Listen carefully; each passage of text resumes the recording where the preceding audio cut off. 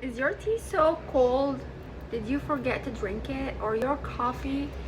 Or you want to warm up water like super fast? I got the solution for you. This Samcho mini kettle will help you warm your tea and keep it warm at a certain temperature, which is the 179 Fahrenheit degrees. It's super fast. Like if your water is cold, super cold, it will heat it in 5 to 7 minutes. Can you believe that? So let's do that. Let's heat up my tea. Close this. Let's open the back lid, connect it to the electricity.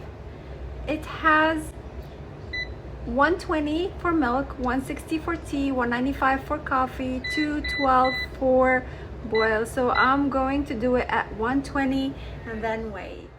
It's warming up.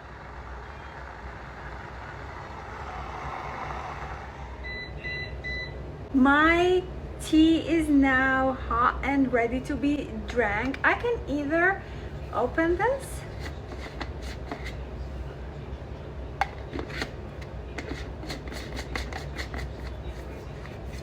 or just drink it directly from here.